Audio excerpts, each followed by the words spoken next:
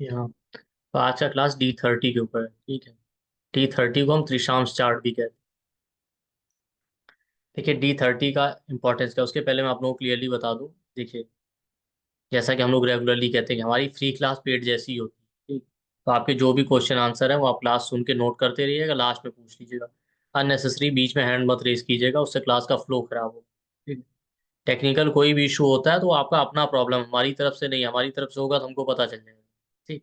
हमारी तरफ से होगा तो कोई ना कोई बता ही देगा। इतने लोग हैं हमारे यहाँ से, 4-5 लोग, सब अलग अलग जगह से ज्वाइन किए हुए हैं। तो आप अपनी तरफ से चेक कीजिएगा, जब तक कि बाकी कई सारे लोग ऐसा ना हो कि उनको लगे कि हाँ कोई प्रॉब्लम है। तो ये है, तो ध्यान रखिएगा इसका। और क्वेश्चन आंसर जो भी है, 1 2 4 6 10 क्वेश्चन हो आपके, 20 हो 50 हो, आप नोट करते रहिएगा। जब लास्ट में आएगा तो अपना पूछ लीजिएगा। बस ये ध्यान रखिएगा, अगर आपके मल्टीपल क्वेश्चन है तो आप नोट करके रखिए। क्योंकि होता ये है कि क्वेश्चन आंसर सेशन में ना, जब आता है नंबर तो एक बार पूछा, एक क्वेश्चन दो पूछा, फिर भूल गए, फिर थोड़ी देर बाद हैंड रेस कर रहे हैं।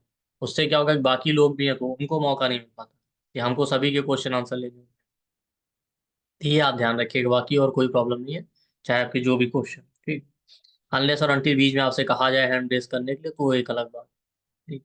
और जैसा मैं हमेशा कहता हूँ कि हम लोग की फ्री क्लास भी पेड की तरह ही होती है, तो आपको ऐसा नहीं है कि आप उसको नॉन सीरियस उसमें लेके, अरे फ्री है तो टाइम पास करने हैं। ठीक है, टाइम पास करने की जरूरत नहीं है। टाइम बहुत कीमती है हम लोगों का। ठीक। तो चलिए स्टार्ट करते हैं आज की क्लास D30 के ऊपर।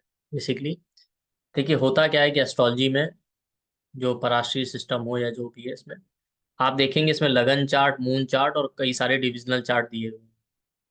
किसी भी चीज को एनालाइज करने के लिए, आपको कोई भी प्रिडिक्शन करना है तो आपको डिविजनल चार्ट देखना ही पड़ता है। अब इसमें देखिए बहुत सारी चीजें, बहुत सारे लोगों को ये लगता है कि हम सीधे डिविजनल चार्ट ही देखें। ठीक है। वो देखिए पॉसिबल नहीं है, क्योंकि जितने भी डिविजनल चार्ट हैं वो तभी बनते हैं आपके लगन चार्ट से ही कैलकुलेट। तो अगर आपका लगन चार्ट नहीं होगा तो आप ये नहीं कह सकते कि हम सीधे डिविजनल चार्ट दें। हर चीज का एक प्रोसेस है।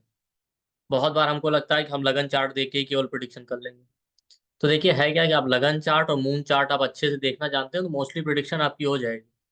और अगर आपको नवांश देखना आता है अच्छे से तो आप 70-80% प्रिडिक्शन कर लेंगे। लेकिन फिर भी जो रिलेवेंट डिविजनल चार्ट है उसका नॉलेज आपके पास होना चाहिए। क्योंकि बहुत सारी चीजें आपको वहां कंफर्म करनी पड़ेंगी। जैसे मान लेते हैं आप मैरिज के लिए चेक कर रहे हैं, तो मैरिज के लिए कोई भी होगा आप चेक कीजिए, फाइनली कंफर्मेशन आपको नॉमांस चार्ट में करना ही पड़ता है। चाहे आपका मैरिज होगा कि नहीं होगा, चाहे डिले है या डिनायल है या डाइवोर्स है। ठीक। आप करियर के लिए चेक कर रहे हैं, ठीक, आप लगन चार्ट चेक करेंगे, मून चार्ट चेक करेंगे, आपको लास्ट में डिटेल देखना ही पड़ता है। ठीक है। आप चाइल्ड बर्थ के लिए चेक कर रहे हैं, आप सारी चीजें चेक करने के बाद लगन नवांश आपको D7 चार्ट में कंफर्मेशन करना ही पड़ता है कि चाइल्ड बर्थ होगा कि नहीं होगा, IVF से होगा, एडॉप्शन है कि नेचुरल कंसेप्शन है, वो बहुत सारी। तो उनकी रिक्वायरमेंट होती है, लेकिन यहाँ पे आप देखेंगे दो ओपिनियन लोगों के मिलेंगे। कुछ लोगों को लगता है कि हमको बहुत एडवांस आ जाए सारे divisional chart, D80 D90 D60, तभी हम प्रिडिक्शन कर पाएंगे। आप मोस्टली देखेंगे नए स्टूडेंट्स के साथ ये होता है। वो आएंगे, हमको ये भी आना चाहिए, D10 भी D20 भी। अगर आपको लगन और मून चार्ट नहीं आता तो इसका कोई मतलब नहीं। पहले आपको लगन चार्ट, मून चार्ट और मास चार्ट देखना आना चाहिए। ये अगर नहीं भी आएंगे ना आपको D10 और D60, तो भी आप मैक्सिमम प्रिडिक्शन यहाँ से कर लेंगे। बहुत सारे एस्ट्रोलॉजर ज्यादातर इन्हीं से प्रिडिक्शन, कि अगर आप D10 में मास्टर भी हो गए ना तो भी आप कुछ नहीं कर पाएंगे, अगर आपको ये सारी चीजें नहीं आती। दूसरी बात, अगर आपको ये लगता है कि नहीं हमको लगन और मून चार्ट अच्छे से आता है तो इनकी बिल्कुल भी जरूरत नहीं, तो ऐसा भी नहीं। जैसा मैंने कहा ना कि आपको कंफर्मेशन के लिए जरूरत पड़ती है। बिना रिलीवेंट डिविजनल चार्ट के आप कंफर्म नहीं कर पाएंगे 100% किसी भी इवेंट। तो दोनों ही चीजें सही नहीं है। एक्सट्रीम एक्सट्रीम में जाना बिल्कुल सही नहीं कि नहीं ये हमको आना ही चाहिए या नहीं आना चाहिए, ऐसा कुछ भी नहीं। आपको चीजें आनी चाहिए एक सिस्टमेटिक वे में। ठीक। अब देखिए,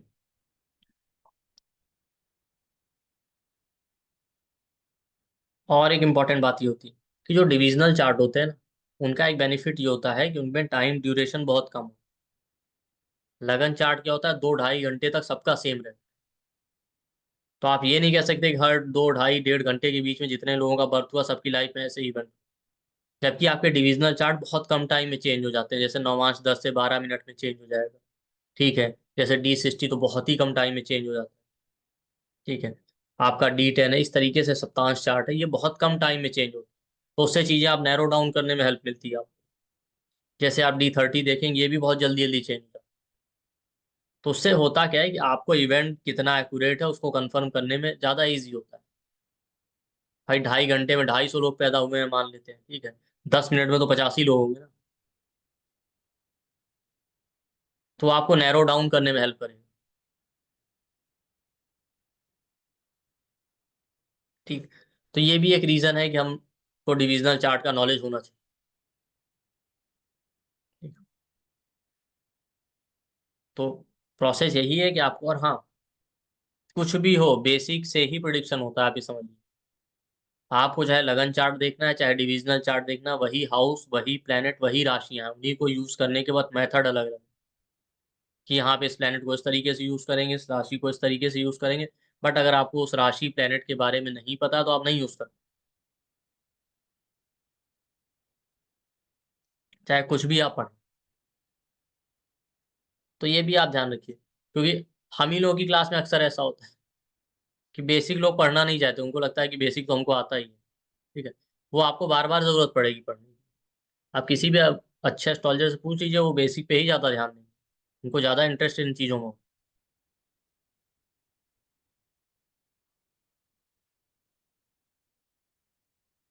ठीक। जैसे मैं आपको एक इंटरेस्टिंग चीज बताता हूँ, आप चाइल्ड बर्थ के लिए चार्ट दें, ठीक है। तो अगर आपसे पूछा जाए मोस्टली किसी से भी क्लास में ना, फर्स्ट चाइल्ड के लिए कौन सा हाउस देखेंगे, सेकंड चाइल्ड के लिए कौन सा हाउस देखेंगे, थर्ड चाइल्ड, कौन कौन आंसर देना चाहेगा, हैंड रेज करें।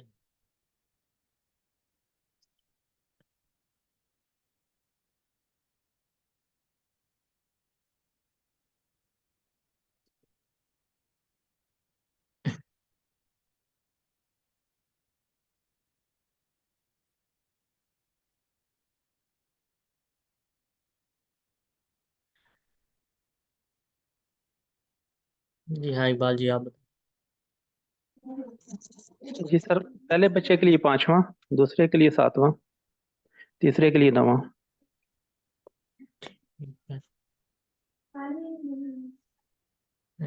सही कह रहे हैं। ईश्वी जी आप बताएं क्या। Sir first house, first baby देखेंगे fifth house, second baby seventh house, third baby ninth house, नौवा घर। ठीक है।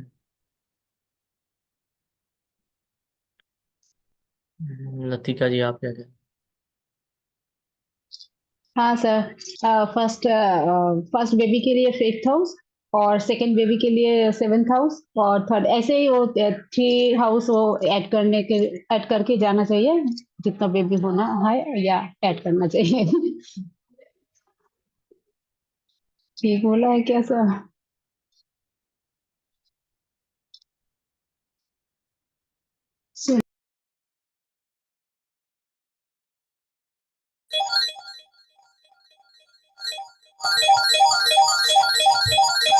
हाँ हेलो सर, आवाज आ रही है मेरी?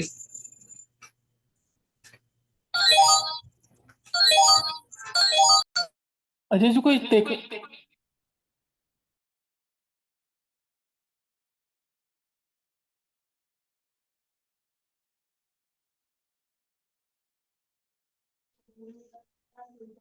गुरुजी राम राम। जी हाँ बताएं।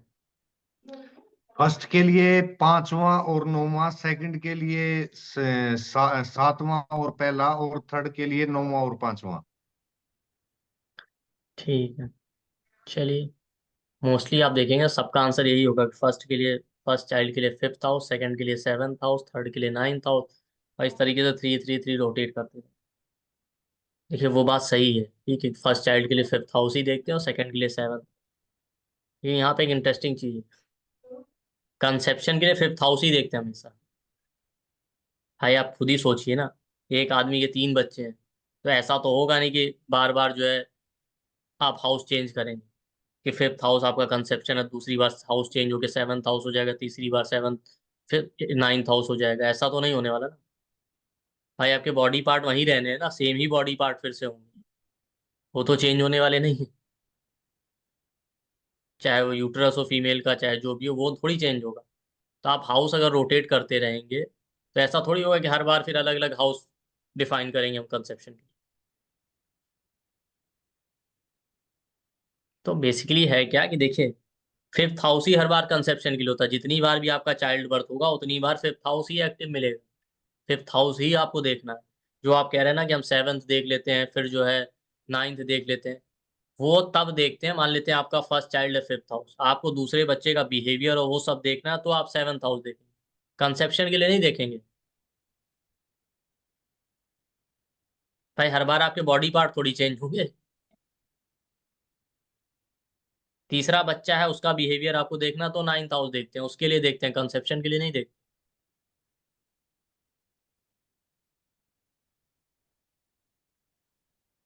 तो मोस्टली लोगों का जो आंसर था ना इसी पे बेस्ड था, लेकिन आप खुद ही सोचिए ना इस चीज को, कि आपके चार्ट में भी बॉडी पार्ट तो फिक्स है ना, वो थोड़ी चेंज हो रहा है। वो ये थोड़ी कह रहे हैं कि जो है फिफ्थ हाउस आपके डाइजेशन का है, सेवन्थ हाउस रिप्रोडक्टिव पार्ट का है, तो दूसरे बच्चे के केस में चेंज हो जाएगा। ऐसा तो नहीं कहीं लिखा है ना।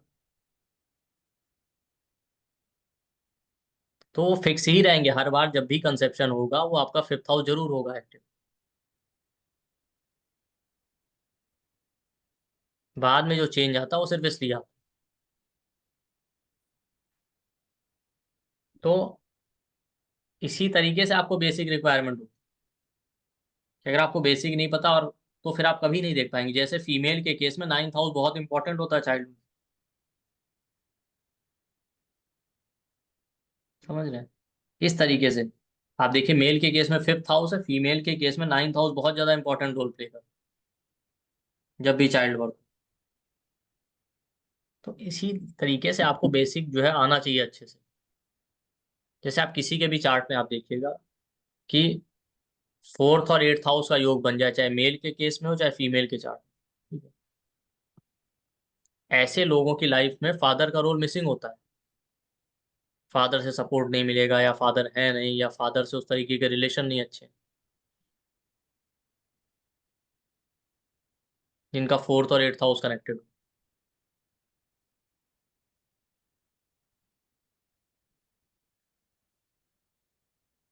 या फादर से टर्म्स नहीं अच्छे हैं।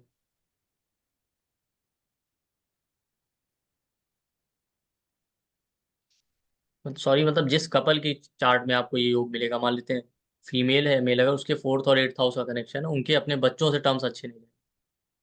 या तो उनके अपने बच्चों से रिलेशन नहीं अच्छे रहेंगे, या बच्चों से बनती नहीं है, या बच्चों से वो अलग रह रहे हैं।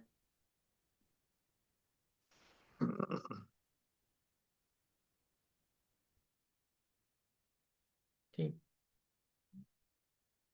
क्यों? क्योंकि नॉर्मली आपको क्या लगता है कि एट्थ हाउस खराब ही होता है ना हमेशा। कोई भी हाउस कभी भी खराब या अच्छा नहीं होता। वो किस हाउस से आप उसको देख रहे हैं उससे पता चलता है कि हाँ ये पॉजिटिव है कि नेगेटिव। एट्थ हाउस वो लगन के लिए आपको प्रॉब्लमेटिक दिख रहा है ना, सारे हाउस के लिए प्रॉब्लमेटिक थोड़ी है। अगर फिफ्थ हाउस आपके चाइल्ड बर्थ का है तो उससे काउंट करेंगे एट्थ हाउस, तो फोर्थ आता है। बच्चे का सुख, फोर्थ हाउस सुख का होता है। लगन से फोर्थ हाउस आपके सुख का और शांति का है, तो हर हाउस से फोर्थ हाउस उसका सुख हो गया। तो जो आपका फिफ्थ हाउस से अगर काउंट कीजिए एट्थ हाउस, तो फोर्थ आ रहा है बच्चे का सुख। और अगर उसका कनेक्शन जो है एट्थ हाउस का लगन से फोर्थ हाउस से बने, तो प्रॉब्लमेटिक हो जाता है। क्यों? क्योंकि जो आपका फोर्थ हाउस सुख और शांति का है ना, वो फिफ्थ हाउस से ट्वेल्थ है। चाइल्ड बर्थ के लिए वो हाउस प्रॉब्लमेटिक है, फोर्थ हाउस।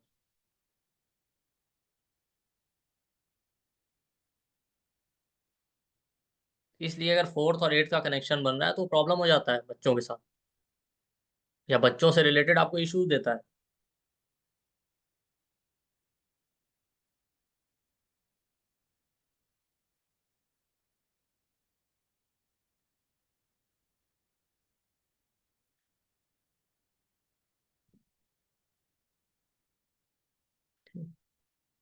खैर ये तो हो गई बेसिक की बात, की आपको आना चाहिए लगन चार्ट। या बिल्कुल जो बेसिक है उनको बार बार आप पढ़िए। अब बात कर लेते हैं देखिए डिविजनल चार्ट की। तो जब भी डिविजनल चार्ट की बात करेंगे तो आप देखेंगे महर्षि पराशर ने ना जो षडवर्ग बताए गए कि जो 6 चार्ट सबसे ज्यादा इंपॉर्टेंट है जो देखना चाहिए, उसमें भी उन्होंने D30 को रखा, लेकिन उसमें D10 को नहीं रखा, अभी समझिए। लेकिन D30 को उन्होंने उसमें इंक्लूड किया।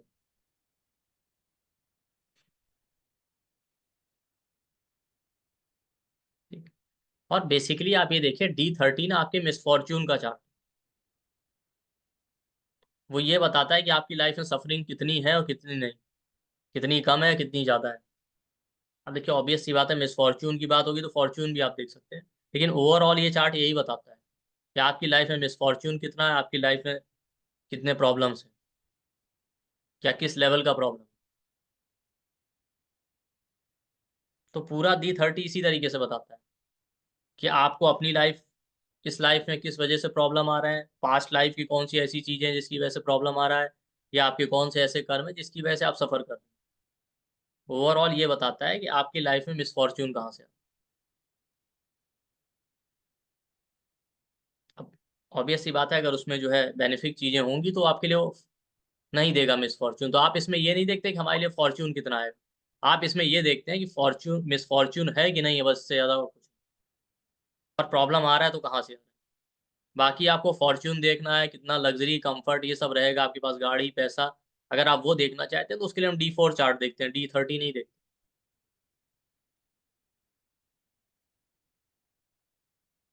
ठीक। तो एक्चुअली आप देखिए D30 आपके मिसफॉर्च्यून का चार्ट, ये समझिए। आप देखिए अगर D30 आप देखेंगे ना, तो उसमें 3 टाइप्स के होते हैं। एक तो पराशर D30 होता है, ठीक है, जो आपको नॉर्मली सॉफ्टवेयर में मिलता ही है। दूसरा होता है साइक्लिक D30।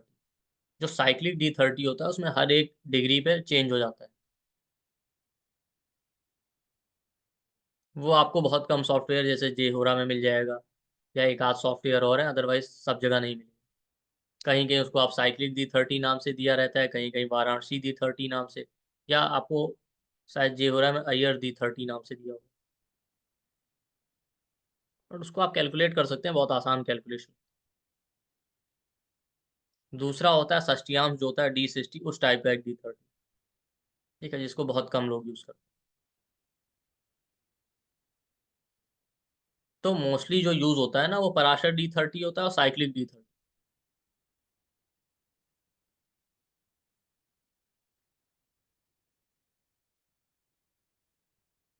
आप एस्ट्रो सेज में भी जाएंगे तो जब अपना लगन चार्ट ओपन करते हैं ना, तो उसमें आप जो साइड में ऑप्शन आते हैं जहाँ पे आप दशा ओपन करते हैं, दशा वाला ऑप्शन और बहुत सारे ऑप्शन, उसमें आप जाएंगे, षोडश वर्ग एक दिया होता है, उस पे उसको जब ओपन करेंगे तो उसमें सारे डिविजनल चार्ट होते हैं, ठीक है, चाहे मैं दिखा भी देता हूँ।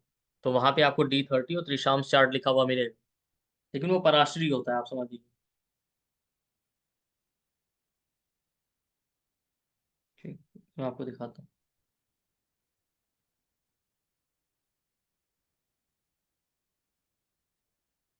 हम्म,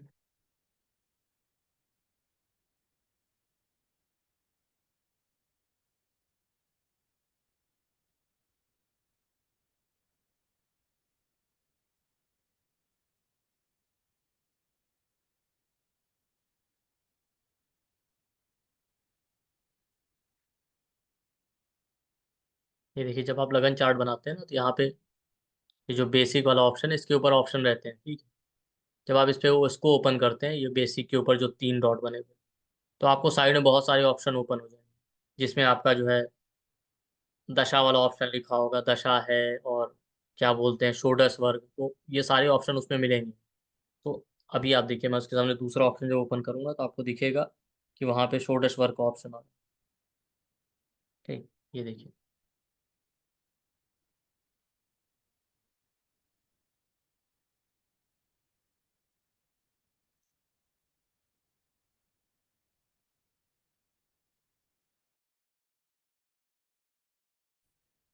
एक सेकंड।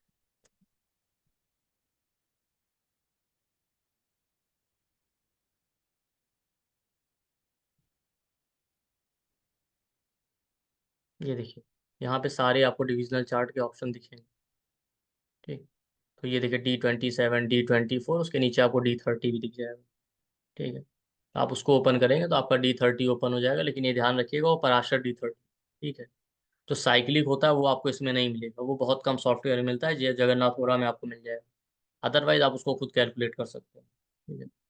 तो D30 चार्ट जब आप देखते हैं तो बेसिकली जो D30 चार्ट है, वो पराशर D30, वो तत्वों पे बेस्ड है। जब भी आप D30 चार्ट ओपन करेंगे अपने उसमें सॉफ्टवेयर में, आप देखिएगा उसमें क्या होता है, 5 तत्व जो होते हैं ना, क्योंकि पूरा का पूरा यूनिवर्स इन्हीं 5 तत्वों से बना है, आकाश, वायु, अग्नि, जल और पृथ्वी। चाहे वो हमारा शरीर हो, चाहे जो भी हो, इन्हीं 5 तत्वों पे ही सारी चीजें बनी। तो जो पराशर D30 वो तत्वों पे बेस्ड है। उसमें हर राशि को उन्होंने 5 पार्ट में डिवाइड। ठीक। और इंटरेस्टिंग बात यह है कि जितने प्लैनेट है ना, वो सारी राशियों में मिलेंगे, केवल सन और मून की राशि में कोई प्लैनेट नहीं मिलेगा। आप देखेंगे ना तो लियो में कोई प्लैनेट होगा पराशर D30 में, और ना ही कैंसर में। पर सन और मून जरूर किसी ना किसी राशि में, ये ध्यान। लेकिन इनकी राशि में कोई प्लैनेट नहीं। उसका रीजन ये है कि जो 5 तत्व होते हैं ना, उनको रिप्रेजेंट करने वाले जो 5 प्लैनेट हैं वो है मार्स। मार्स आपका एक्चुअल अग्नि तत्व। ठीक। सैटर्न आपका वायु तत्व है। जुपिटर आपका आकाश तत्व है। ठीक। मरकरी आपका पृथ्वी तत्व है। और वीनस है जल तत्व। सन और मून इनका कोई तत्व नहीं।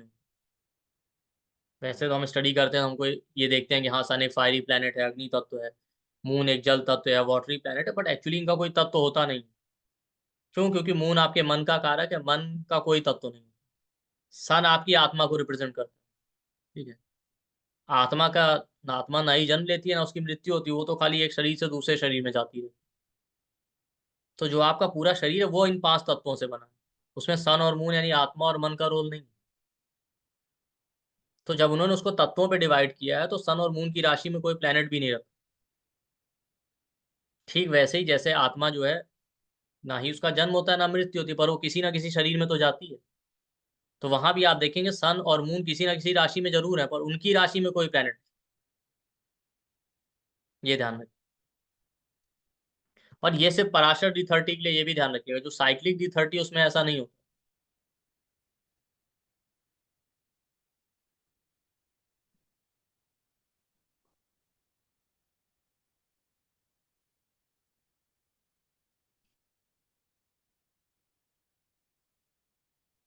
देखिए इस चार्ट में आपको दिखेगा।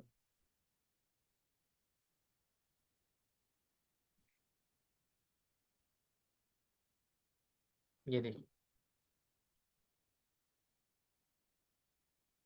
दिख रहा है चार्ट आप? तो नहीं दिख रहा है। दिख रहा है एक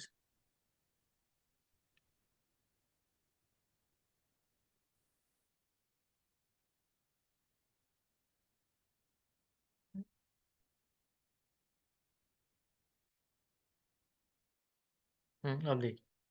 ठीक। अब देखिए हाँ इसमें दिख आप रहा। चार्ट को देख लीजिए। यहाँ पे लियो है और कैंसर। ठीक। इन दोनों में आपको कोई प्लेनेट नहीं मिलेगा।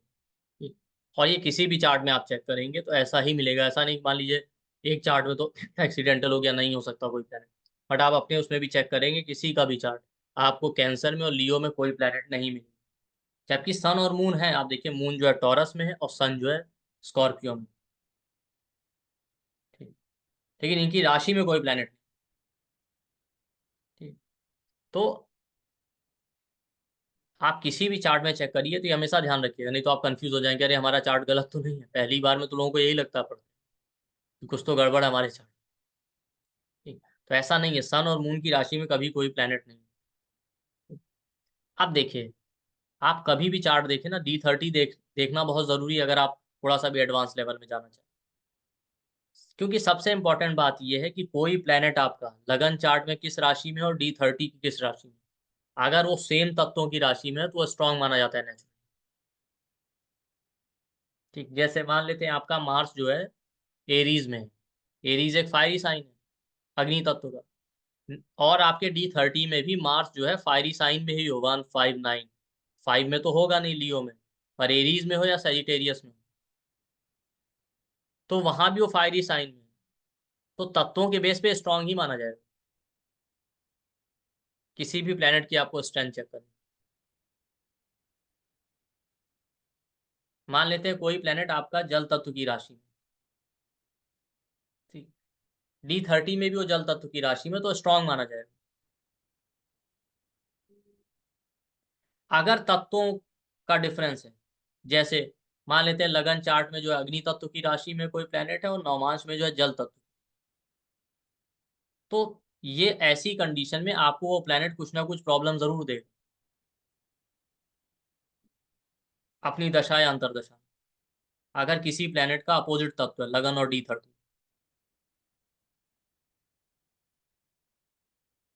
तो एक तो नेचुरली आप इससे प्लेनेट की स्ट्रेंथ चेक कर सकते हैं।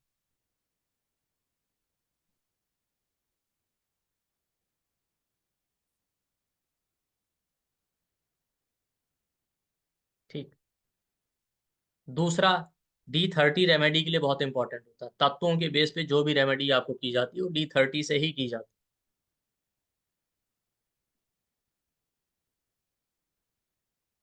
ये बहुत सारी चीज़ों के लिए D30 यूज होता है। आपके पास्ट लाइफ की जो प्रॉब्लम है, प्रेजेंट लाइफ के जो भी मिसफॉर्च्यून है, आपके मैरिज रिलेटेड प्रॉब्लम्स के लिए, इवन हेल्थ के लिए भी D30 देखा जाए। और जब आप महर्षि पराशर को पढ़ेंगे तो उन्होंने पूरा का पूरा एक डिटेल डिस्क्रिप्शन दिया है, स्पेशली इसमें फीमेल्स के बिहेवियर को लेके मैरिज लाइफ। हालांकि वो आजकल एज इट इज अप्लाई नहीं होगा। आप देखिए कि आप सोचेंगे जैसा उन्होंने लिखा है वैसा अप्लाई कर दें, वो काम भी नहीं करेगा, क्योंकि उन्होंने पूरा उस पर डिटेल डिस्क्रिप्शन दिया।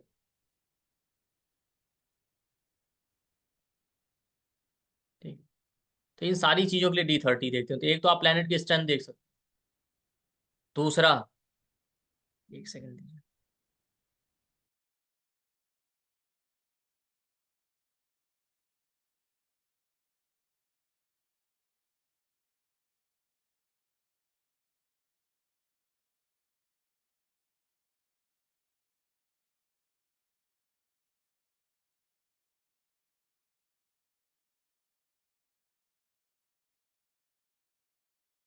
तो ये हो गया। दूसरा क्या होता है कि जैसा मैंने कहा ना, रेमेडी के लिए भी D30 सबसे ज्यादा इंपॉर्टेंट।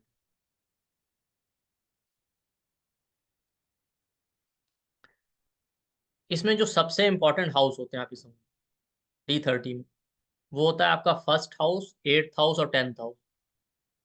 हालांकि हाउस कोई बहुत टफ नहीं होता, किसी भी डिविजनल चार्ट का आपको थीम पता होना चाहिए। जैसे अगर आपको पता है नौमांश मैरिज और फॉर्च्यून का था, तो सारे हाउस का थीम उसी पे बेस्ड हो।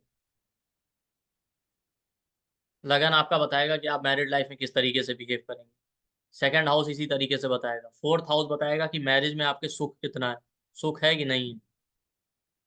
पूरा आपको जो है किसी भी डिविजनल चार्ट का अगर थीम पता है कि ये चार्ट किस लिए बनाया गया है, तो सारे हाउस का आप निकाल सकते हैं उससे। जैसे 8th हाउस लगन चार्ट में आपकी लॉन्जिविटी होता है, तो नौमांस चार्ट में आपकी मैरिज की लॉन्जिविटी होती है, कि नौमांस पूरा है ही मैरिज के लिए।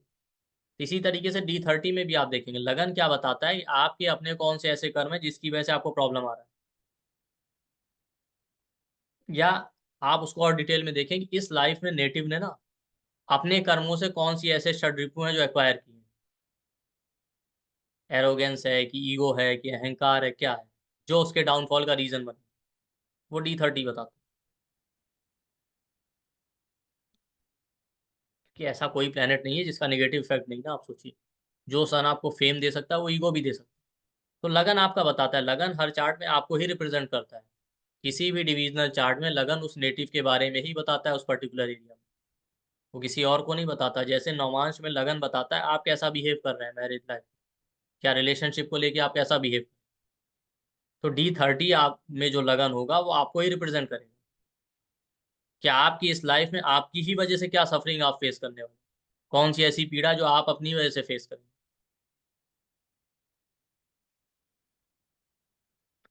दूसरा इंपॉर्टेंट हाउस होता है 8th हाउस। 8th हाउस हमेशा पास्ट लाइफ को रिप्रेजेंट, चाहे वो लगन चार्ट हो चाहे कोई चार्ट हो।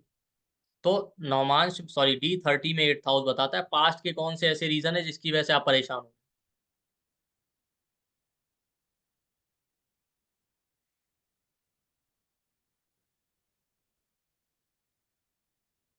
ठीक। इसके बाद इंपॉर्टेंट हाउस होता है 10th हाउस। 10th हाउस आपके कर्मों का। 10th हाउस वो कर्म है जो आप दूसरे के लिए करते हैं। ठीक है भाई, लगन भी आपके ही कर्म हो गए, 10th हाउस भी आपके हुए। लगन वो कर्म है जो आप अपने लिए कर रहे हैं। आप खाना खाते हैं कि नहीं, पानी पीते हैं कि नहीं, टाइम से खाते हैं कि नहीं, वो आप अपने लिए कर रहे हैं। 10th हाउस वो कर्म है जो आप दूसरों के लिए कर रहे हैं। कैसे भाई, 7th हाउस जो होता है वो पब्लिक का होता है। 7 से 4th है 10th, दूसरों का सुख। तो आप दूसरों के लिए क्या कर्म करेंगे उनके सुख के लिए, वो 10th हाउस बताता है। तो D30 में बताता है 10th हाउस कि आप दूसरों के लिए कौन से ऐसे कर्म कर रहे हैं जिसकी वजह से आपको परेशानी हो, या बाहर या एक्सटर्नल प्रेशर की वजह से आप जो परेशान हो, वो 10th हाउस है। अब मोस्ट कॉमनली हम उसमें वर्क प्लेस को ले लेते हैं अपने चार्ट में, ठीक है। बाहर वो कोई भी काम आप करें, चाहे आप अपने वर्क प्लेस पे कीजिए या कहीं भी कीजिए। मान लेते हैं आपका मार्स बैठा है 10th, आप बाहर दूसरों से लड़ाई झगड़े होते हैं, आपके कॉन्फ्लिक्ट होते हैं, तो उसकी वजह से आप भी सफर करेंगे। तो 10th हाउस वो बताता है वो कर्म जो आप दूसरों के लिए कर रहे हैं बट उसकी वजह से आप परेशान हो। तो ये 3 हाउस सबसे इंपॉर्टेंट। इसके अलावा बाकी हाउस भी आप ऐसे ही देख सकते हैं, जैसे सेकंड हाउस है, आप फैमिली की कौन सी ऐसी चीजें जो आपको पीड़ा देने वाली। ऑब्वियस सी बात है, प्रॉब्लम तभी होगी जब एफ्लिक्शन होगा, ये समझ लीजिए, अदरवाइज ऐसा नहीं है कि प्रॉब्लम ही होगी। पर चूंकि D30 चार्ट हम देख ही नहीं चीजों के लिए। सेकंड हाउस, थर्ड हाउस बताता है अगर आपकी लाइफ में प्रॉब्लम या सफरिंग आ रही है तो आपके पास विल पावर और करेज कितना, या आप अपने सिबलिंग्स की वजह से कौन सी प्रॉब्लम फेस करें।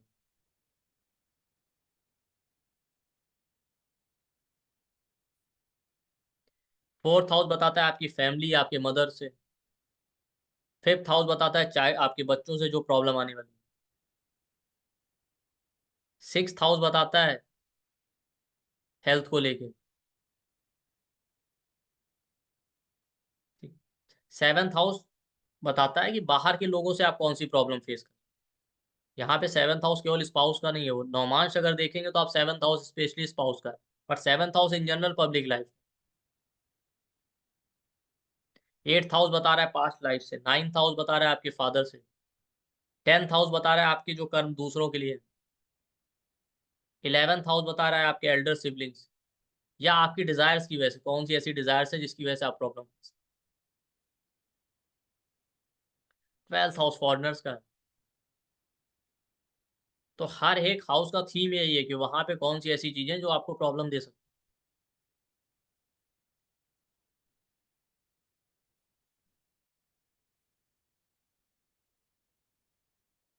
ठीक।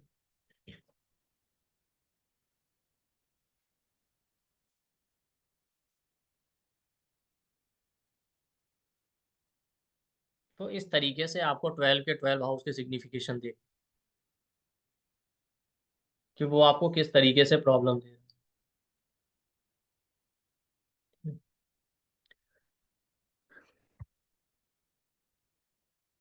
अब देखिए प्रॉब्लम आपको देखनी कैसे हो, कि मान लेते हैं आपको प्रॉब्लम आ रहा है तो कैसे देखेंगे, या जो आपको लगता है ना कि हम इंडिपेंडेंट देख लेंगे, लगन चार्ट की जरूरत नहीं पड़ती। ये हमेशा ध्यान रखिए, लगन चार्ट किसी भी चीज को लेकर उस सरकमस्टेंसेस को दिखाता है कि वो चीजें आपकी लाइफ में हो रही हैं बट कहाँ से मैनिफेस्ट हो रही हैं, किस तरीके से हो रही हैं। जैसे एट्थ हाउस आपकी पास्ट लाइफ की प्रॉब्लम है, ठीक, लेकिन वो पास्ट लाइफ की प्रॉब्लम होगी किस तरीके से। भाई आप अपने बच्चों के थ्रू फेस करेंगे, अपने मैरिज या रिलेशनशिप के थ्रू, अपने हेल्थ के थ्रू, कहीं से तो आपको प्रॉब्लम आएगी। ये कैसे देखेंगे। तो उसमें करना ये होता है कि आप D30 के 8th हाउस को देखिए, उसका जो लॉर्ड है। देखिए हमेशा डिविजनल चार्ट को रीड करने का ये भी एक मेथड है कि जो उसके अलग अलग हाउस या प्लेनेट होते हैं उनको वापस हम लगन चार्ट में ही लाके चेक करते हैं कि किस तरीके से रिजल्ट दे, या ये मैनिफेस्ट किस तरीके से हो। तो D30 का 8th हाउस बताता है कि पास्ट लाइफ के कौन से ऐसे कर्म है जो आपको प्रॉब्लम देने। ठीक। अब करना क्या है आपको, D30 में 8th हाउस देखिए, 8th हाउस का जो लॉर्ड है वापस उसको लगन चार्ट में देखिए। लगन चार्ट में जिस हाउस में वो बैठेगा, जिस प्लेनेट के साथ बैठेगा, वहां से आपको प्रॉब्लम है। ध्यान रखिएगा, D30 का 8th हाउस आपको देखिए। D30 में 8th हाउस आप चेक करेंगे, और 8th हाउस चेक करने के बाद आपको ये देखना है कि D30 का 8th लॉर्ड लगन चार्ट में कहाँ बैठे, इस तरीके से। तब वो बताएगा कि वो आपको किस एरिया में प्रॉब्लम दे। जैसे मान लेते हैं D30 का आपका 8th लॉर्ड 5th हाउस में बैठ जाए, तो आपको चाइल्ड बर्थ में इश्यूज या बच्चों की वजह से आपको परेशानी दे। वो आपके लगन चार्ट में 7th हाउस में बैठ, तो आपके रिलेशनशिप में प्रॉब्लम दे सकते। भाई कोई भी सफरिंग या मिसफॉर्च्यून आएगा तो कहीं से तो आएगा, उसका कोई तो सोर्स होगा। ऐसा तो है नहीं कि बस आपने बता दिया किसी को कि हाँ आपकी लाइफ में यहाँ से प्रॉब्लम आएगा, उसको देखेगा कैसे इंसान।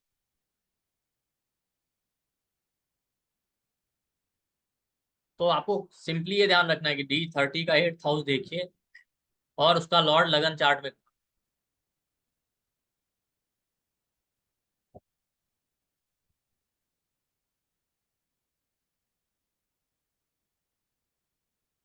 कहाँ से, आपको पता चलेगा कि ये मिसफॉर्च्यून कहाँ से है। तो जी क्या कह रहे हैं? सर जिनके डुअल लॉर्डशिप होगी उनका क्या करेंगे? अच्छा, जैसे जिनकी मान आप लेते हैं अगर किसी का स्कॉर्पियो आ रहा ठीक है, तो पहली बात आपको दोनों देखना पड़ेगा। मेन फोकस आप जो मेन लॉर्ड होता है, जैसे स्कॉर्पियो का लॉर्ड मार्स है, सैटर्न का लॉर्ड, सॉरी, एक्वेरियस का मेन लॉर्ड सैटर्न, उसको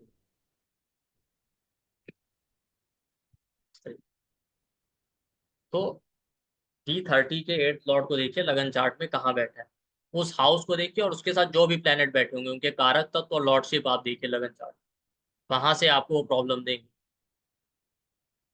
सेकंड हाउस में चला गया तो आपको फैमिली से इशू आएगा, थर्ड हाउस में चला गया तो आपके सिबलिंग से, फोर्थ हाउस में चला गया तो आपके मदर से या एक्सटेंडेड फैमिली जो कि आप, फिफ्थ हाउस में चला गया बच्चों से। इस तरीके से आपको देख, और वहीं से आप देख पाएंगे। हालांकि मैं आपको बता दूं, ये आप पराशरी में भी देख सकते हैं, पराशर D30 में भी और साइक्लिक में भी।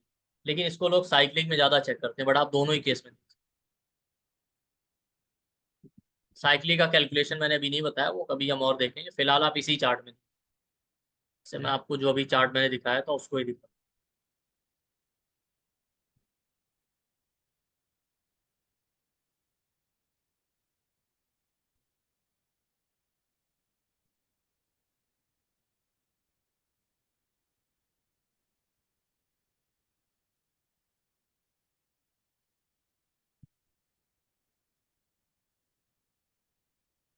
ये देखिए, ये D30 चार्ट है, इसमें देखिए आप 8th हाउस में कैंसर, ठीक। तो आपको देखना है कैंसर का लॉर्ड कौन सा प्लेनेट, कैंसर का लॉर्ड मून हो गया। इस मून को आपको देखना है कि लगन चार्ट में कहाँ है, तभी आप देखिए लगन चार्ट में मून बैठा है।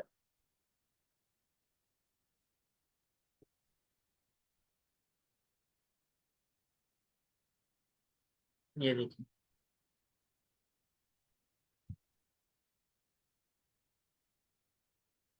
लगन चार्ट में मून बैठा 4th हाउस, देख रहा हूँ। तो 4th हाउस से ही इनको प्रॉब्लम आएगा। अब 4th हाउस जिन चीजों का है उन सारी चीजों, जैसे 4th हाउस आपकी ओवरऑल फैमिली, ठीक है, एक्सटेंडेड फैमिली, आपकी मदर, ठीक है, आपके जो क्लोज रिलेटिव होते हैं उनसे, उनकी वजह से आपकी लाइफ में मिसफॉर्च्यून आ रहा है।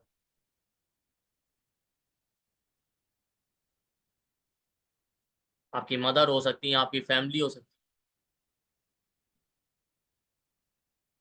तो वहां से आप देखेंगे कि ये 8th हाउस का लॉर्ड D30 का 4th हाउस में बैठा है लगन चार्ट में। आप ये ध्यान रखिएगा, लगन चार्ट में देखना, नहीं तो इतनी बार रिपीट करने के बाद भी लास्ट में कुछ लोग पूछ ले क्या लगन में ही देखना है कि D30 में देखना। लेकिन इसमें कोई कंफ्यूजन है ही नहीं। D30 का जो 8th लॉर्ड है उसको लगन चार्ट में देखना है, किस हाउस में बैठा है, किस प्लेनेट में, उनको कौन सी दृष्टि आ रही है वो भी देख सकते हैं। जैसे ये 4th हाउस में बैठा है तो मदर या फैमिली से प्रॉब्लम, ठीक है। 8th लॉर्ड भी इसको देख रहा है जुपिटर, ठीक है, जुपिटर यहाँ पे 8th लॉर्ड है, इन लॉ से भी प्रॉब्लम आए।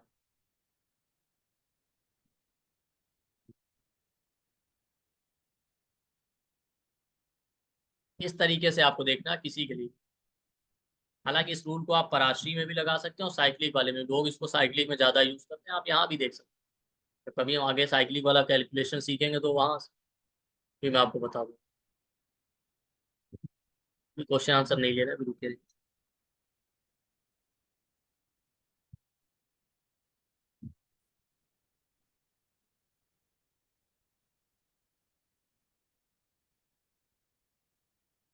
तो ये हो गया एक पॉइंट कि आपने 8th लॉट को चेक किया, तो वहां से आप देख पा रहे हैं कि पास्ट लाइफ की जो प्रॉब्लम वो हमें किस एरिया में प्रॉब्लम देने वाली।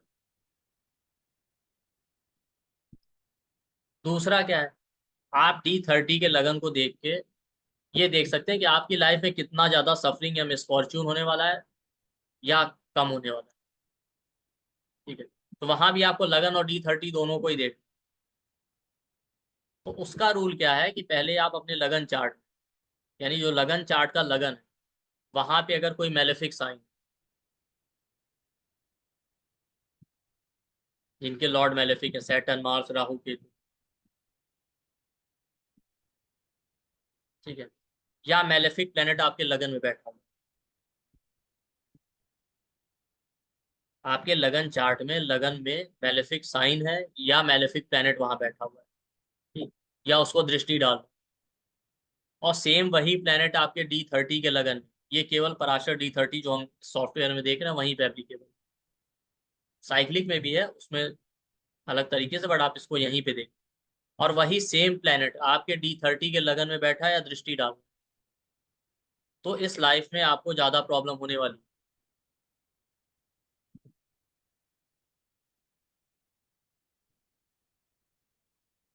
फिर से मैं बता रहा हूँ, आपके लगन चार्ट में लगन में मेलेफिक राशि है या प्लेनेट है, जितने ज्यादा प्लेनेट होंगे उतना ज्यादा आपको प्रॉब्लम होगी। हम मान लेते हैं किसी के लगन में जो है सैटर्न, मार्स बैठे हुए, ठीक है, और D30 में भी सैटर्न जो है उसके लगन में बैठ जाए, तो प्रॉब्लम उसको ज्यादा होगा। मान लेते हैं लगन चार्ट के लगन में मार्स बैठा हुआ है, तो एक मेलेफिक है तो कम प्रॉब्लम होगा, ठीक? लेकिन ये आपको देखना है कि लगन चार्ट में अगर मेलेफिक साइन है या वहां पे मेलेफिक प्लेनेट बैठ या दृष्टि डाल है, और वही सेम प्लेनेट D30 के लगन में बैठ जाए या उसको दृष्टि डाल दें, तो आपको एक्सट्रीम प्रॉब्लम देंगे इस लाइफ। और लगन वाली जो प्रॉब्लम होती है उसका रीजन आप खुद होते हैं।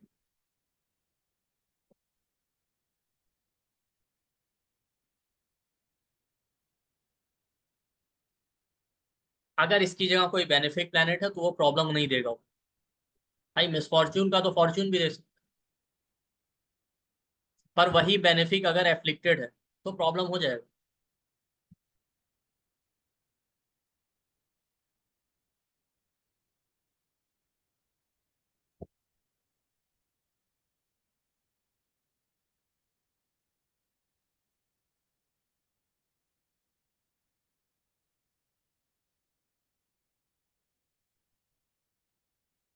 इसमें एक चीज आप और भी देख सकते हैं,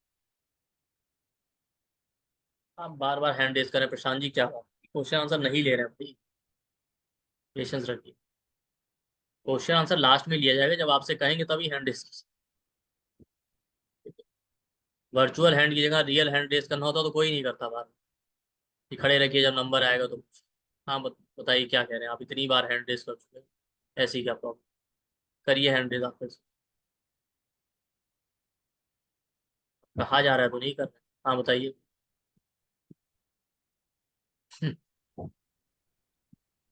सर अनम्यूट नहीं कर रहे सर। हाँ हेलो बताइए। सर, जस्ट एक मुझे कॉन्सेप्ट का मतलब, अगर रेट्रोग्रेड प्लैनेट हो तो क्या होना है सर, इम्पैक्ट कैसा रहेगा? उसको उसी हाउस में लीजिए फिलहाल जहाँ, ठीक। हाँ, लग्न में अगर रेट्रोग्रेड प्लैनेट हो तो भाई इसीलिए मैंने कहा था कि क्वेश्चन आंसर नोट कर लीजिए, लास्ट में पूछ लीजिए, तब भी मैं ये चीज़ क्लियर कर दूंगा ना, ऐसा थोड़ी है। आप वेट कीजिए, वो बता देंगे हम, ठीक है। जितने क्वेश्चन है आप नोट करते रहिए, सब लास्ट में क्लियर हो जाएगा, जब नहीं आएगा आपका नंबर तो बात लगे। अभी इसको तो समझ लीजिए जो पूरा हो रहा है। तो हम क्या करते हैं, अगर लगन चार्ट में अगर आपके लगन में मेलेफिक साइन है, मतलब वो राशि जिनके लॉर्ड मेलेफिक होते हैं, सैटर्न, मार्स, राहु, केतु, या मेलेफिक प्लेनेट बैठा है लगन में, या उसको दृष्टि दे रहा है, और D30 में भी सेम प्लेनेट लगन में बैठ जाए या उसको दृष्टि दे दे, तो आपको इस लाइफ में ज्यादा प्रॉब्लम होने वाली।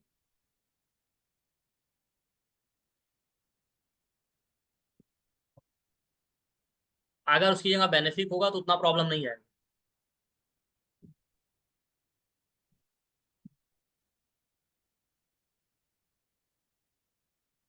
तो इस तरीके से आप लगन से चेक कर सकते हैं कि इस लाइफ में कितना सफरिंग होने वाला है, कितना फॉर्चून आपको मिल सपोर्ट करेगा, कितना नहीं करेगा।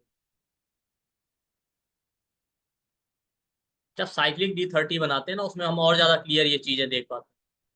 उसमें आप ये भी देख सकते हैं कि किसका बर्थ जो है प्रॉस्पेरिटी में हुआ था, बाद में उसने अपने खुद ही उसको स्पॉयल कर लिया कि नहीं किया। भाई बहुत सारे लोग हैं बहुत फॉर्चुनेट थे जब पैदा हुए, ठीक है, उन्होंने अपने ही ऐसे कर्म किए जिसकी वजह से सब स्पॉयल कर लिया, जो प्रॉस्पेरिटी उनको मिला था। बहुत सारे लोग हैं जिनका बर्थ ऐसी फैमिली या कंडीशन में नहीं हुआ था कि जहाँ पे बहुत फॉर्चुनेट फील करें, ठीक है, लेकिन बाद में उन्होंने अपने एफर्ट से उसको इम्प्रूव कर लिया। वहाँ पे आप ये भी देख पाते हैं।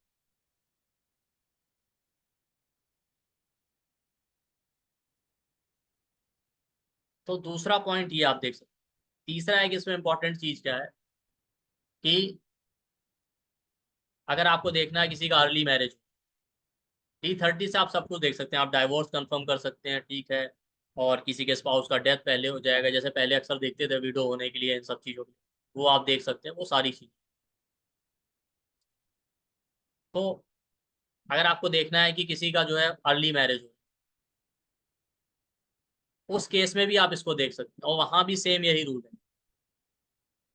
कि कोई एक प्लेनेट जो आपके लगन चार्ट में लगन में बैठा है या उसको दृष्टि डाल रहा है, ठीक है, मतलब D1 चार्ट में कोई भी प्लेनेट आपके लगन में बैठे या दृष्टि डाल दे, मैलेफिक हो या बेनेफिक, अभी इस केस में उससे मतलब नहीं, वही सेम प्लेनेट आपके D30 के लगन में बैठे या उसको दृष्टि डाल दे, तो ऐसे केस में अर्ली मैरिज होने के चांस है। या कई बार नहीं भी अर्ली मैरिज होता तो हो सकता है मैरिज से पहले कोई ऐसा है कि स्ट्रॉन्ग रिलेशन रहा हो।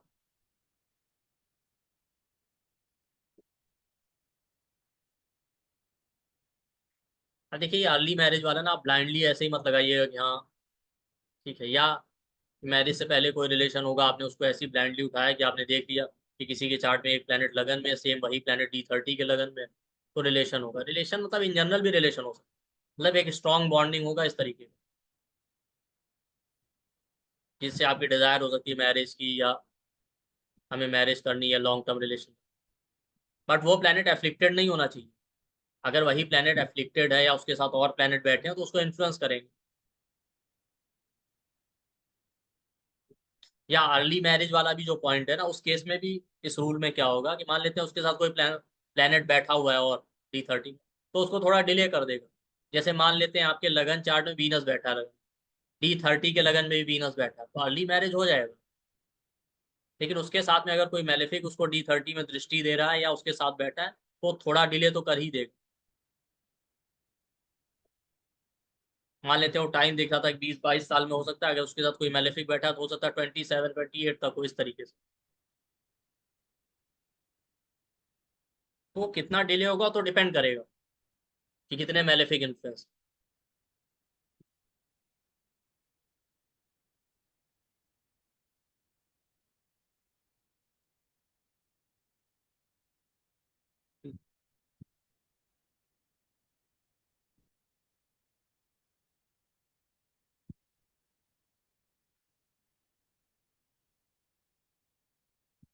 तो कोई भी रूल ऐसा नहीं 100% फिट होता है, कोई भी रूल आप उठाएं और ब्लाइंडली उसको लगा।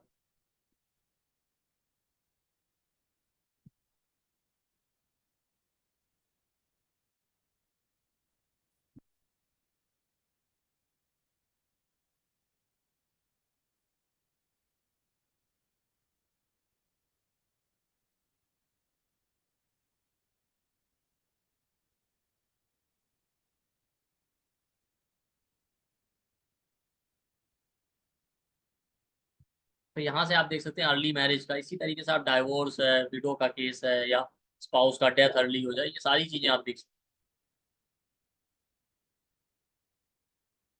अब इसमें सबसे ज्यादा इंपॉर्टेंट पॉइंट जो आता है वो पराशर D30, वो उन्होंने लिखा है कि लगन से आप किसी भी इंसान का कैरेक्टर देख सकते हैं, मेल हो या फीमेल। उन्होंने फीमेल पे ज्यादा फोकस किया है, लेकिन आप किसी का भी देख सकते हैं। उस केस में क्या होता है देखिए, बेसिकली उनका कहने का मतलब ये मिसफॉर्च्यून का चार्ट है, उसके बिहेवियर में कौन सी ऐसी चीजें, जैसे मैंने कहा ना, वो कौन से ऐसे षड्रिपु हैं जिसकी वजह से उसका डाउनफॉल हो जाएगा, चाहे वो रिलेशनशिप के केस में हो या इन जनरल। तो फीमेल पे फोकस मुझे लगता है इसलिए ज्यादा किया कि पहले ज्यादा वर्किंग तो होती नहीं थी फीमेल, ठीक है, तो बाकी एरिया में उनको कोई ज्यादा इंटरेस्ट भी नहीं रहा होगा, करियर है इस तरह की। इसीलिए मुझे लगता है उन्होंने रिलेशनशिप के ही पॉइंट ऑफ व्यू से दिया, बट आप इन जनरल देख सकते हैं कि इस लाइफ में कौन सी ऐसे चीजें हैं उसके बिहेवियर में जिसकी वजह से उसका डाउनफॉल हो जाए।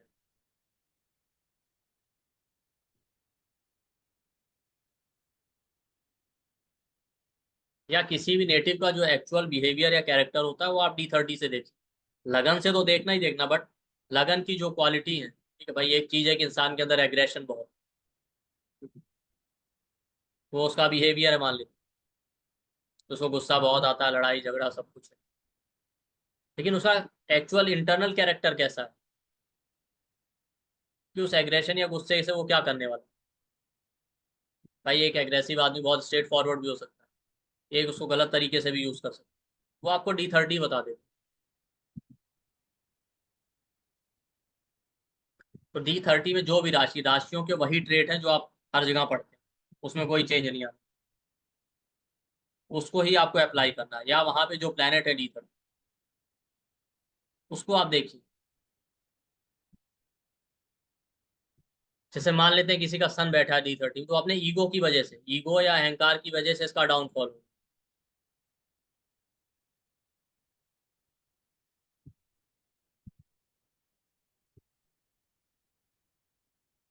और वहीं से मैरिज में वो कैसा बिहेव करेगा ये भी आपको लगन बता देगा, क्योंकि जो एक्चुअल कैरेक्टर है आपका वही रिफ्लेक्ट होगा ना आपके रिलेशनशिप, इसलिए। तो अगर सन है मान लेते हैं D30 के लगन में, तो उसका ईगो है, उसका अहंकार उसको मैरिज या रिलेशनशिप में प्रॉब्लम देगा। रिलेशनशिप के केस में सैटर्न मार्स राहु केतु जितना प्रॉब्लम देते हैं, सन भी एक प्रॉब्लमेटिक ही प्लेनेट, ये समझ लीजिए। सन भी उतना ही इशू क्रिएट करता है, बाकी चीजों में भले इतना प्रॉब्लम है।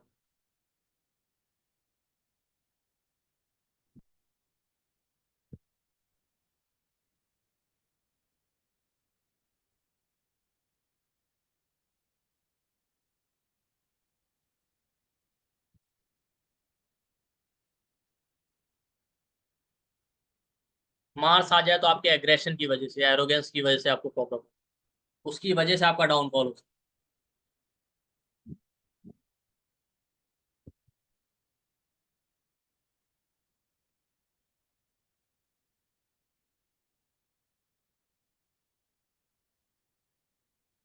है। अगर प्लेनेट नहीं होगा तो आप साइन देखिए।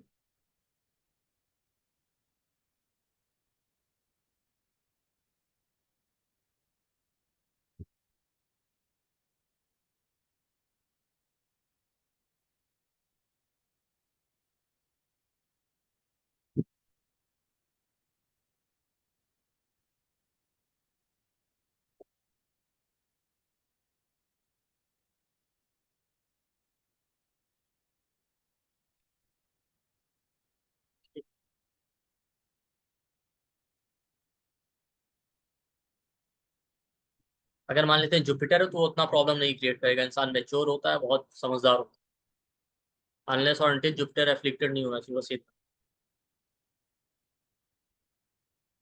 वीनस है तो आपका लग्जरी, पैसे, इस वजह से आपका डाउनफॉल होगा।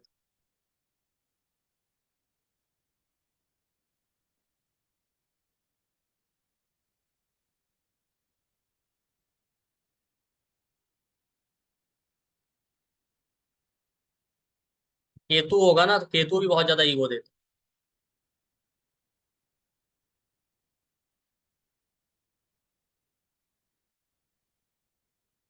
केतु स्पिरिचुअलिटी का कारक जरूर है, स्पिरिचुअलिटी बाद में आती है, ईगो पहले आ जाता है।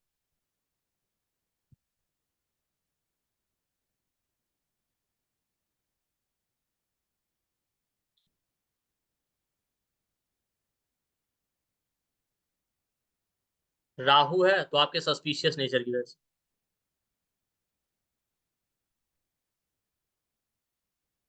अगर वहां पे प्लेनेट नहीं होगा तो आप राशि देखिएगा, जैसा मैंने, तो मान लेते हैं आपके लगन चार्ट में, लगन में किसी का एरीज है और D30 में जेमिनाई, तो वो एरीज बता तो रहा है कि इंसान एग्रेसिव होगा, शॉर्ट टेम्पर्ड होगा, इम्पल्सिव होगा, बट उसके साथ साथ जो उसका रियल कैरेक्टर या बिहेवियर है वो जेमिनाई वाला, डिप्लोमेटिक भी बहुत। अब वो किस डायरेक्शन में ले जाएगा उनका ये बिहेवियर, वो आपको मरकरी बता देगा, वो मरकरी की पोजीशन आपको वापस लगन चार्ट में ही देखनी है। अगर आपके D30 में जेमिनाई लगन है या जो भी लगन आ गया, उसका जो लॉर्ड है उसको आपको लगन चार्ट में ही देखना पड़ेगा। वो अगर अच्छी पोजीशन में हो तो उस इंटेलिजेंस को सही तरीके से यूज करेंगे, अगर वो एफ्लिक्टेड है तो गलत डायरेक्शन में ले जाएगा।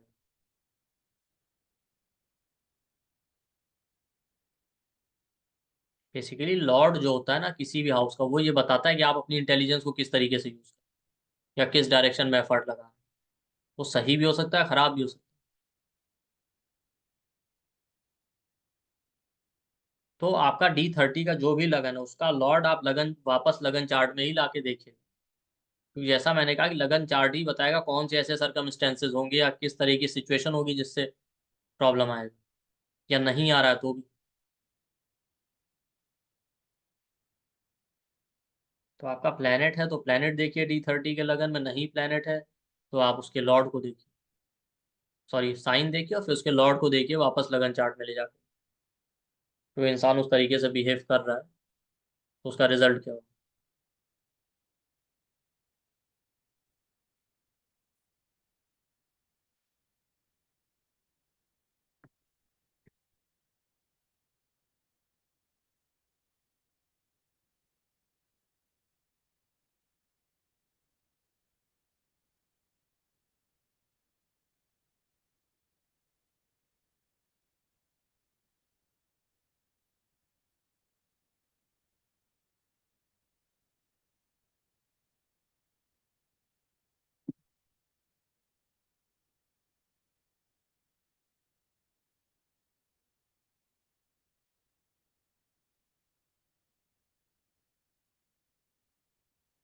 चलिए इसके बाद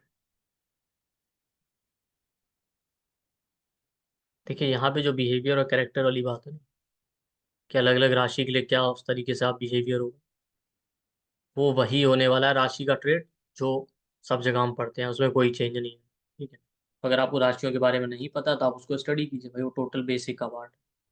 और नहीं भी हो तो आप हमारे चैनल पे चले जाइए, 50 वीडियो बने होंगे जिसमें हर बहुत सारे वीडियो में राशियों के कैरेक्टर्स बताए गए कि राशि इस तरीके से बिहेव करती है, इस तरीके किसी भी आप उसमें चले जाइए ना, किसी भी टॉपिक में राशियों के तो चेंज होने वाले हैं नहीं। तो आप बहुत सारे वीडियो देखेंगे, अलग अलग टॉपिक में बताया गया कि एक्वेरियस इस तरीके से बिहेव करता है, वर्गो के इस तरीके के सिग्निफिकेशन, वही आपको यहाँ अप्लाई करना है। तो आप देख के नोट्स बना सकते हैं, आपको हर दूसरा वीडियो मिल जाएगा इस तरीके। क्योंकि हाउस और राशि और प्लैनेट वो चेंज नहीं होने वाले, उनके सिग्निफिकेशन ऐसे ही रहेंगे, बस उनको यूज अलग अलग तरीके से आप। ठीक।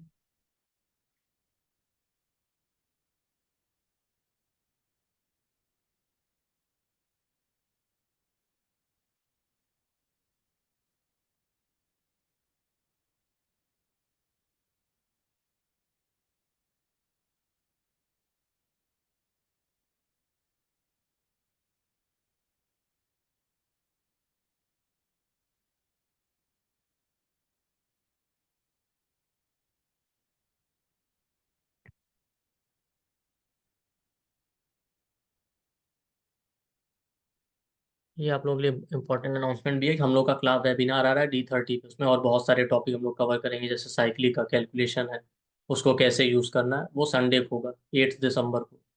और रात में होगा 8:30 PM से 11:30 PM के बीच में।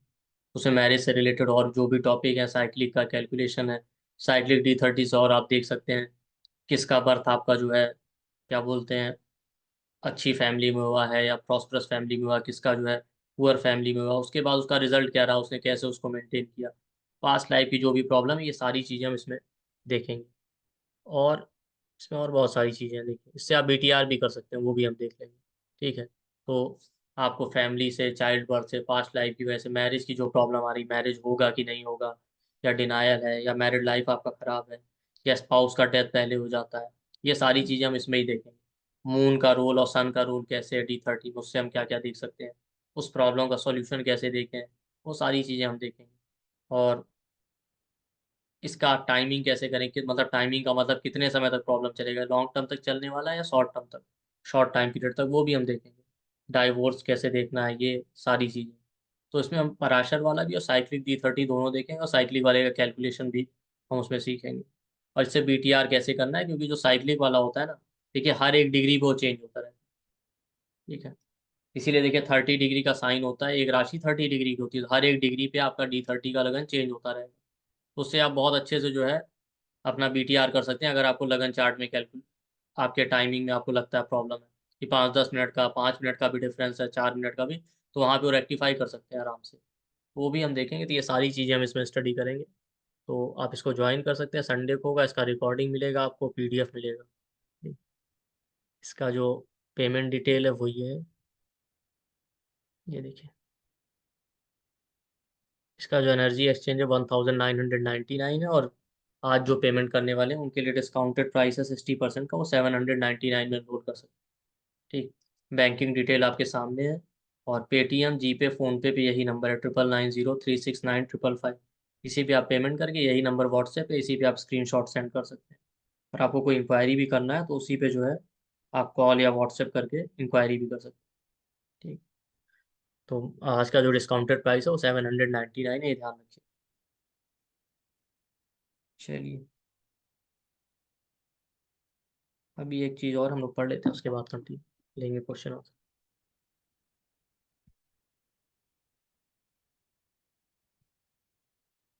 क्लास के अनाउंसमेंट करते हैं, कुछ लोग तो ऐसे भाग जाते हैं, सो उनको लगता है कि इसके बाद जो है कुछ होना ही नहीं। ठीक है। मतलब वो इतने टाइम में ये भी नहीं समझ पाए कि हम लोग फ्री क्लास भी ऐसे ही ले लें। पेड में जिनको आना वो आ ही जाएंगे, मैं आपको बता दूं। जिन क्लासेस के हम लोग फ्री सेशन नहीं लेते ना, उसमें भी लोग आ जाते हैं, ऐसा कुछ हेडेक नहीं। तो फ्री क्लास तो ली ही इसीलिए जाती है, कुछ तो किसी का भला हो जाएगा। अब इससे आप सोच सकते हैं लोगों का माइंड सेट क्या है, फ्री में भी चीज़ें डाइजेस्ट नहीं। चलिए, अब बात कर लेते हैं। अभी एक सेकंड, एक टॉपिक और कवर कर लें, उसके बाद ले लेंगे।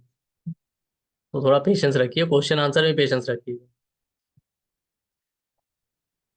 इसके बाद आ जाते हैं रेमेडी के ऊपर। ठीक है, कि D30 से रेमेडी कैसे करते हैं। एक्चुअली D30 रेमेडी के लिए बहुत इंपॉर्टेंट है, और पराशर D30 में आप देखेंगे कि उसमें उन्होंने रेमेडी पे ही फोकस किया है।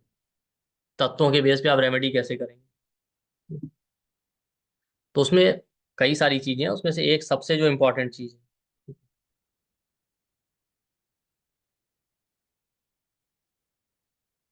ठीक, उसमें उन्होंने क्या कर रखा है कि आपको देखना है कि लगन चार्ट में कोई भी हाउस आप ले लीजिए। मान लेते हैं आपको बीमारी आ रही, तो आपने 6th हाउस ले लिया। ठीक है, वो 6th हाउस का लॉर्ड लगन चार्ट का D30 में किस हाउस में बैठे। ठीक। तो D30 में जिस हाउस या राशि में बैठेगा, उसका लॉर्ड आपको प्रॉब्लम दे सकता है, क्योंकि D30 चार्ट है ही प्रॉब्लम। तो मान लेते हैं आपके 6th हाउस में वर्गो राशि आ रही, लगन चार्ट। ठीक है, तो वो वर्गो का लॉर्ड मरकरी D30 में कहाँ बैठा है, मान लेते हैं वो वर्गो का लॉर्ड मरकरी आपका एरीज में बैठा है।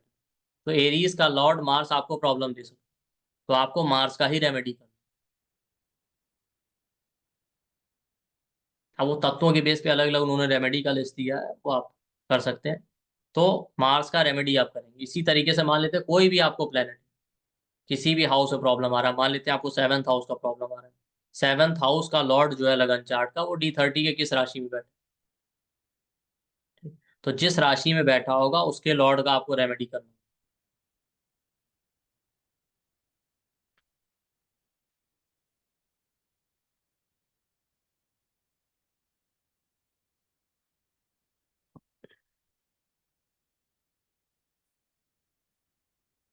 तो आप तत्वों के बेस पे अगर रेमेडी करना चाहते हैं, तो आप पहले ये देख लीजिए कि आपके लगन चार्ट में किस हाउस से रिलेटेड आपको प्रॉब्लम फेस करना पड़ रहा है। फिर उसके लॉर्ड को देखिए कि D30 की किस राशि में बैठा है। जिस राशि में वो बैठा होगा उसके लॉर्ड का रेमेडी।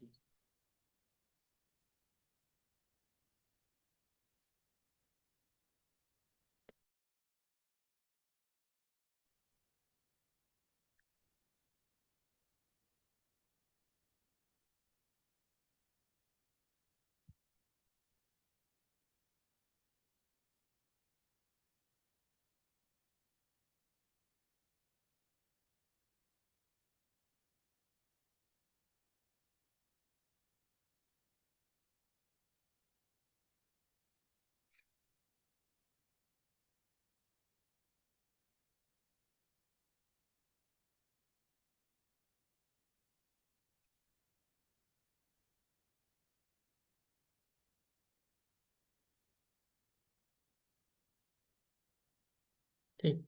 तो 6th हाउस का लॉर्ड है, तो आपके लिए डिजीज दे सकता है, कॉन्फ्लिक्ट दे सकता है। इसीलिए तरीके से अलग अलग हाउस लॉर्ड के लिए आप देखते रहिए।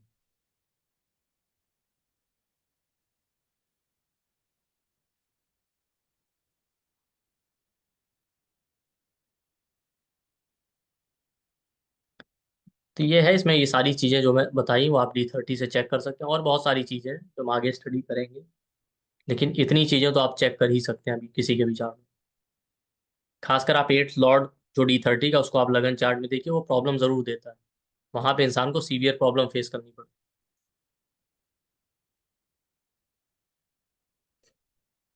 ठीक, चलिए क्वेश्चन आंसर ले लेते हैं, एक एक करके।